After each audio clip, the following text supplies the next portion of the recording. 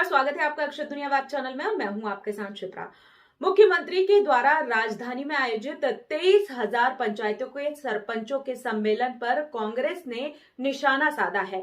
कांग्रेस प्रदेश कार्यालय में हुई प्रेस कॉन्फ्रेंस में उन्होंने सरपंचों के अधिकारों को लेकर भारतीय जनता पार्टी को आड़े हाथों लिया है। जी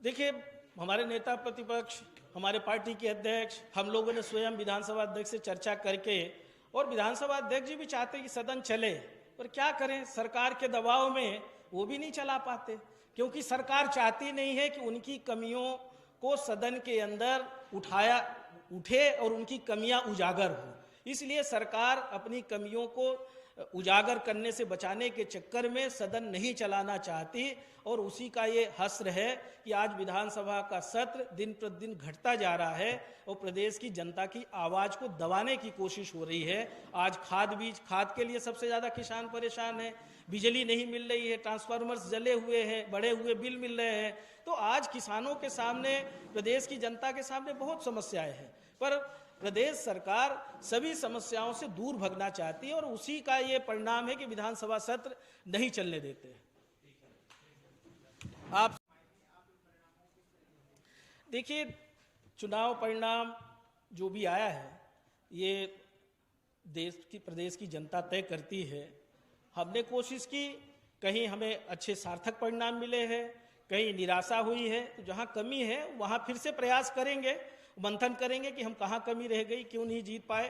पर कांग्रेस पार्टी की बढ़ोतरी हुई है और आगे भी आने वाले समय में हम जीतेंगे, मध्य प्रदेश भी जीतेंगे, और मध्य प्रदेश में इस बार एक तरफा जीत होगी, हम ये कह सकते हैं।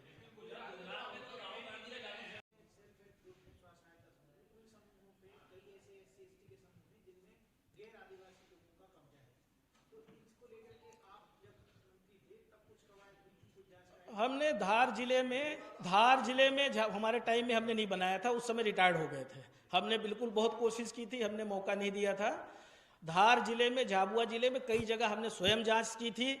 जो स्व सहायता समूह के पासबुक होते हैं वो अधिकारी कर्मचारियों के पास होते थे, हमने वो पूरे प्रदेश में निर्देश जारी किए थे, और पूरे प्रदेश को जो डीपीएम थे, जिले के अधिकारी होते, कभी मंत्री ने बैठक नहीं की थी, हमने सबको बुला के उनके साथ भी संवाद किया था और स्पष्ट निर्देश दिया था कि आपको कोई असुविधा है आप बताइए, हम आपकी मदद करेंगे। यहाँ की तक की जो समूह प्रेरक लोग होते थे, अभी सहायक प्रबंधक का नाम दे दिया गया, उसी समय हमने कवायद की थी।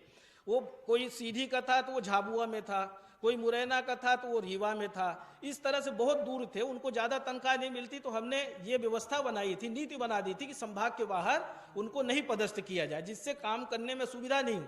पर फिर वही सारी चीज़ें शुरू हो गई। तो ये तो भ्रष्टाचार कड्डा है। आप जाएंगे, अभी लोकायुक्त में रजिस्टर्ड है केस, आपको हम पेपर्स दिलवा देंगे लोकायुक्त में बेलवाल जी के खिलाफ। और वो एक कौन सी आईएएस अधिकारी थी जिसको साइडलाइन कर दिया, नेहा मराबिया क्या नाम था, वो डिप्टी सेक्रेटरी थी, उसने कुछ लिखा पढ़ी करने की कोशिश की थी, तो उसको बेचारी को कितनी बड़ी सजा दी।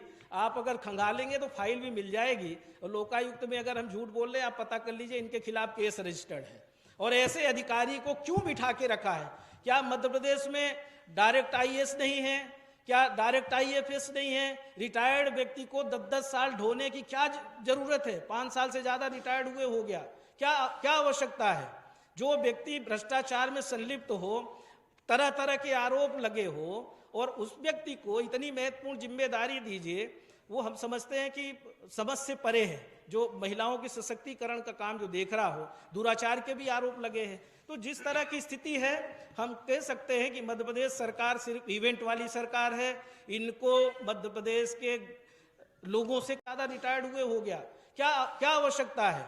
जो व्यक्ति भ्रष्टाचार में संलिप्त हो, तरह तरह के आरोप लगे हो, और उस व्यक्ति को इतनी महत्वपूर्ण जिम्मेदारी दीजिए, वो हम समझते हैं कि समझ से परे है। जो महिलाओं के सशक्तिकरण का काम जो देख रहा हो, दुराचार के भी आरोप लगे हैं। तो जिस तरह की स्थिति है, हम कह सकते हैं कि मध्य प्रदेश सरकार सिर्फ इवेंट वाली सरकार है।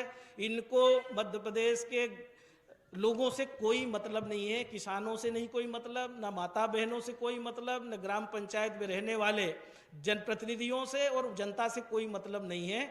सिर्फ इवेंट करो और कैसे भी सरकार बना लो, बस यही काम अभी चल रहा है। क्योंकि चुनाव नजदीक आया है तो मामा ने अब दूसरा रूप धारण कर लिया है और चुनाव जब खत्म हो जाएगा तो पुराने रूप में आ जाएंगे।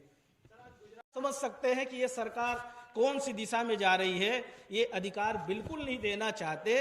एक और मुख्यमंत्री जी ने कहा कि अगर सरपंच साहब लोग चाहे तो कोई अति गरीब है तो हम उसका गरीबी रेखा में नाम जोड़ेंगे। अरे आपने तो ग्राम उदय से भारत उदय और अभी कौन सा मुख्यमंत्री जन अभियान, महीनों कार्यक्रम चला, जन सेवा अभियान, और खूब आवेदन पर आवेदन लिया। तो आप तो निराकरण तो करने वाले हो नहीं। इस तरह से हमारे जनप्रतिनिधियों को गुमराह करना बंद करिए, उनको अधिकार संपन्न बनाइए। जिस तरह से कांग्रेस सरकार ने अधिकार दिया था, चाहे शिक्षकों की भर्ती का हो, चाहे रोजगार सहायक सचिवों का भर्ती का हो, आंगनवाड़ी आशा कार्यकर्ता से लेके सारे अधिकार ग्राम पंचायत, जनपद और जिला पंचायत स्तर पे ही हो जाते थे, वो अधिकार दीजिए। अधिकारों का विकेंद्रीकरण करिए, ना कि मिले हुए अधिकार को छीनकर। अभी छोटे छोटे सुदूर सड़क का अगर अनुमति लेने के लिए राज्य सरकार तक फाइल आती थी। ये इससे अंदाजा लगा लीजिए कि जो काम जनपद पंचायत और जिला पंचायत का है, ग्राम पंचायत का है, उसकी अनुमति के लिए यहाँ तक फाइल आती थी। इससे अंदाजा लगा लीजिए कि इस सरकार की कैसी मानसिकता है। मुख्यमंत्री जी, आपके बहुत साल हो गए हैं और प्रदेश की जनता ने भी नब्ज बहुत अच्छे से समझ लिया है। आपने शासकीय धन का बहुत दुरुपयोग किया है और एक अभी इनका नजदीक आया, आपको लग रहा है कि पंचायती राज के जनप्रतिनिधि आपसे नाराज हैं, तो आप अब अधिकार देंगे। कब देंगे ये भी कोई समय सीमा सुनिश्चित नहीं है, भाषणों तक ही सीमित रहेगा। आज पंचायतों के पास कोई अधिकार नहीं है। और एक और उन्होंने घोषणा की कि हम 25 लाख तक का इनको स्वीकृति का अधिकार दे रहे हैं, पर पहले से ही हमने तो मनरेगा में ही 35 लाख 38 लाख तक की गौशाला बनवाने का काम ग्राम पंचायतों से किया है। तो ये कोई नया काम नहीं है। सुदूर सड़क की बात की, सुदूर सड़क की पहले से अनुमति हमने स्वयं जारी की थी। आपका कूप निर्माण के लिए कपिलधारा योजना, मेड़बंधान, ये तो सब पहले से मनरेगा में प्रोविजन था, प्रावधान था। इसमें नया कुछ नहीं है। इसलिए मुख्यमंत्री जैसे पद पर बैठे हुए व्यक्ति को इस तरह की घोषणाएं करना, हम समझते हैं कि ये पूरी तरह से खोखलेबाजी है। इस तरह के बातें कह के जनता को गुमराह करने का पूरी तरह से इन्होंने जो काम किया है, ये माफ करने लायक नहीं है। भोपाल की ताज़ा खबरों के लिए हमारे YouTube चैनल को लाइक करें और सब्सक्राइब करें। धन्यवाद।